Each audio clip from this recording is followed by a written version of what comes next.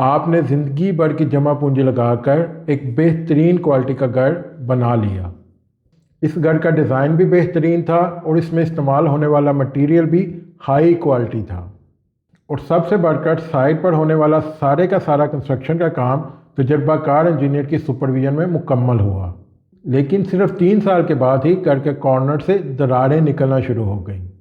آپ کو یہ بات سن کر جھٹکا ضرور لگا ہوگا، لیکن میں آپ کو یہاں پر بتا دوں کہ پاکستان میں یہ چیز بالکل نارمل ہے، صرف اور صرف اس پر بات نہیں ہوتی۔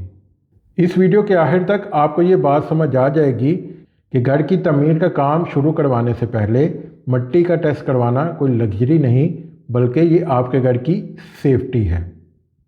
میں نے لاہور میں کئی ایسے گھر دیکھے ہیں جو باہر سے دکھنے میں تو محل لگتے ہیں، لیکن نیچے سے بالکل خطرناک ٹائم بوم کی طرح ہوتے ہیں، اور میں نے بہت سے ایسے گھر بھی دیکھے ہیں جو کہ باہر سے دکھنے میں تو بالکل سادہ ہوتے ہیں، لیکن وہ پچھلے کئی سالوں سے بغیر کسی مسئلے کے ابھی تک کھڑے ہیں۔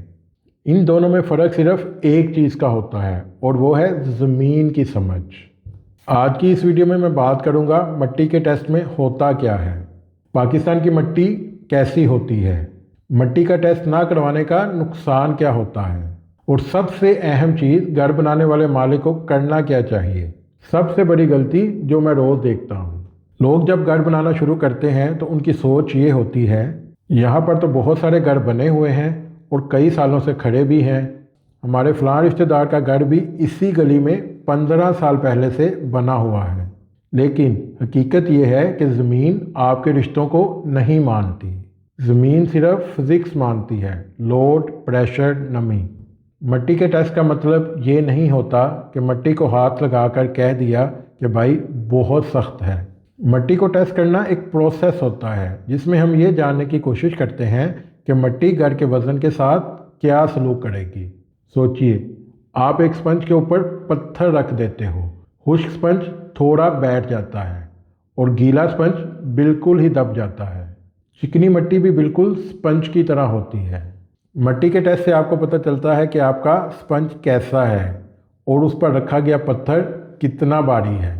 اس ویڈیو کا اگلا حصہ بہت زیادہ اہم ہے کیونکہ اس میں آپ کو دکھانے والا ہوں پاکستان کی سب سے زیادہ خطرناک مٹی، اور یہی وہ مٹی ہے جس میں لاہور، کراچی، اسلام آباد وغیرہ کے زیادہ تر گھر بنے ہوئے ہیں۔ پاکستان کی مٹی ایک جیسی نہیں ہوتی، ایک شہر بلکہ ایک محلے میں بھی مختلف قسم کی مٹی ہوتی ہے۔ چکنی مٹی یہ سب سے زیادہ خطرناک ہوتی ہے۔ یہ مٹی برسات کے موسم میں پانی پی کر غبارے کی طرح پھول جاتی ہے، اور اس کے پھولنے کے پریشر کی وجہ سے بنیادیں اوپر کی طرف اٹھتی ہیں، اور گرمیوں کے موسم میں یہ مٹی سکڑ جاتی ہے اور بنیادوں کو نیچے کی طرف کھینچتی ہے۔ اس سارے پروسیس کو کہتے ہیں مٹی کی سیٹلمنٹ سائیکل، اور گھر میں آنے والے کریکس اسی سائیکل سے بنتے ہیں۔ ریتلی مٹی، اس میں مسئلہ یہ ہوتا ہے کہ بنیادوں کا لوڈ برابر نیچے نہیں جاتا۔ آج تو گھر دکھنے میں ٹھیک لگتا ہے لیکن کچھ سالوں بعد ہی گھر کی ایک سائڈ بیٹھ جاتی ہے۔ مکس مٹی، پاکستان میں زیادہ تر پلاٹ اس مٹی پر ہوتے ہیں، اوپر کی مٹی کچھ، نیچے کی کچھ، اور یہی وہ چیز ہے جہاں پر مٹی کا ٹیسٹ کروانا سب سے زیادہ ضروری ہوتا ہے۔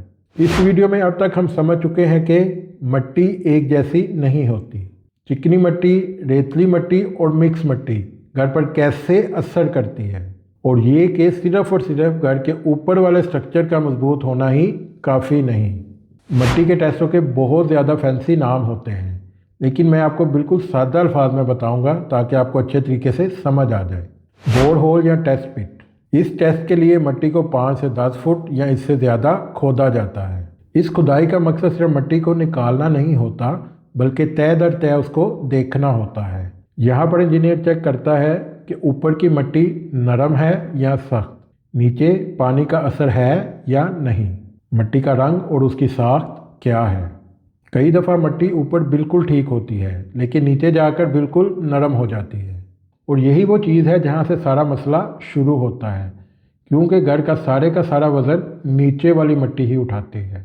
آپ کو کیا لگتا ہے کہ آپ کا گھر صرف اوپر والی مٹی پر کھڑا ہوتا ہے؟ نہیں، گھر کا وزن ہمیشہ نیچے تک جاتا ہے۔ S P T test, S P T test کا مطلب ہوتا ہے اسٹینڈرڈ پینیٹریشن ٹیسٹ۔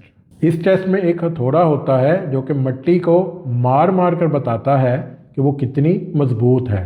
ज़्यादा आवाज़ और गूंज का मतलब होता है ज़्यादा मजबूती, कम आवाज़ और गूंज का मतलब होता है नरम मट्टी। इंजीनियर इसकी बेस पर फैसला करता है कि घर की तमीर के लिए किस किस्म की बुनियादों की ज़रूरत है, बुनियादों का साइज़ क्या होगा, बुनियादों की गहराई क्या होगी।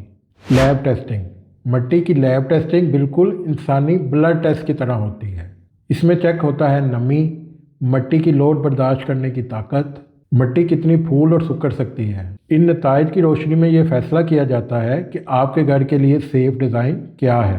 अब बात करते हैं कि घर की तमीर का काम शुरू करने से पहले मट्टी का टेस्ट ना करवाने के क्या नुकसानात होते हैं, और यहाँ पर मैं आपको वो बात बताता हूँ जो कि आमतौर पर कोई नहीं बताता। सबसे पहला मसला होता है बुनियादों का बैठ जाना। आपने 2 से 2.5 करोड़ पे खर्चा करके 10 मरले का खूबसूरत घर बनाया, लेकिन सिर्फ चंद माह बाद ही घर की एक साइड बैठ गई, टाइल्स टूटना शुरू हो गई, दरवाजे बंद होना बंद हो गए। आपके घर की बुनियादें बैठने की वजह यह थी कि आपके प्लॉट की एक साइड की मिट्टी रेतली थी और दूसरी साइड की मिट्टी चिकनी। दूसरा मसला होता है कि घर में क्रैक्स बार बार आते रहते हैं। लोग इन क्रैक्स को बार बार ठीक करवाते रहते हैं। हर कुछ अरसे के बाद प्लस्तर और पेंट की रिपेयरिंग होती रहती है। इस रिपेयरिंग के बावजूद क्रैक्स बार बार आ जाते हैं, क्योंकि असल मसला ऊपर नहीं होता, मिट्टी के नीचे छुपा होता है। और तीसरा मसला, घर का डिज़ाइन उसकी रिक्वायरमेंट से ज़्यादा हैवी बन जाता है। कुछ लोग मिट्टी को टेस्ट करवाए बगैर घर को मजबूत बनाने के चक्कर में एक्स्ट्रा स्टील और कंक्रीट डाल देते हैं। इसके नतीजे में आपका घर मजबूत तो बन जाता है, लेकिन वो आपका सारा बजट खा जाता है। अगर आप यहाँ तक वीडियो को देख चुके हैं तो आप उन 10% लोगों में से हैं जो कि घर समझदारी से बनाते हैं। इस वीडियो का अगला हिस्सा आपके लिए सबसे ज़्यादा प्रैक्टिकल होगा। सच ये है कि बजट की कमी की वजह से हर बंदा मिट्टी को मुकम्मल तौर पर टेस्ट करवाना अफोर्ड नहीं कर सकता, लेकिन इसका ये भी मतलब नहीं कि आप सिर्फ आंखें बंद करके घर बनाना शुरू कर दें। अगले हिस्से में मैं आपको बताऊंगा कि वो कौन सी ऐसी चीज़ें हैं जो कि कम से कम घर का काम शुरू करने से पहले आपको चेक कर लेनी चाहिए। पाकिस्तान के लिहाज से मिट्टी को टेस्ट करने के शॉर्टकट क्या हैं और कैसे आप साइट पर काम करने वाले वर्कर के काम को चेक कर सकते हैं। चलो जी, अब सीधी बात करते हैं। मैं जानता हूँ कि हर बंदा मिट्टी का फुल टेस्ट करवाना अफोर्ड नहीं कर सकता, लेकिन इसका ये मतलब भी नहीं है कि आप आंखें बंद करके घर बना लो। घर की तमीर का काम शुरू करने से पहले अगर आप मिट्टी का टेस्ट अफोर्ड नहीं कर सकते तो ये चंद स्टेप मैं आपको बता रहा हूँ, इनको आप अपनी साइट पर लाजमी तौर पर चेक करवा लिया करो। पहला स्टेप, अपनी साइट पर कम से कम 6 से 8 फुट का एक गड्ढा ज़रूर खुदवाओ। इस गड्ढे की खुदाई का मकसद मिट्टी को सिर्फ देखना नहीं है, बल्कि उसको तय दर तय समझना है। अपने इंजीनियर से ये सवाल पूछो कि क्या मिट्टी ऊपर और नीचे से एक जैसी है, पानी का कोई नामो निशान है, मिट्टी का नरम हिस्सा कहाँ है। दूसरा स्टेप, अगर तो आपके साथ वाला घर बना हुआ है तो अपने नेबर से बातचीत करें, उससे पूछें कि उसका यहाँ पर मिट्टी का एक्सपीरियंस कैसा है, उसके घर को बने कितनी देर हो गई है, उसके घर में कोई क्रैक्स या कोई सेटलमेंट का इशू तो नहीं आया। याद रखिए कि ज़मीन की कहानी कभी छुप नहीं सकती।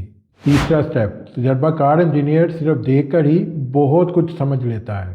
रंग, बू, नमी, कंपैक्शन, ये सब सिग्नल्स होते हैं। ये बात याद रखें कि ये काम इंजीनियर का है और सिर्फ उसी से करवाएं।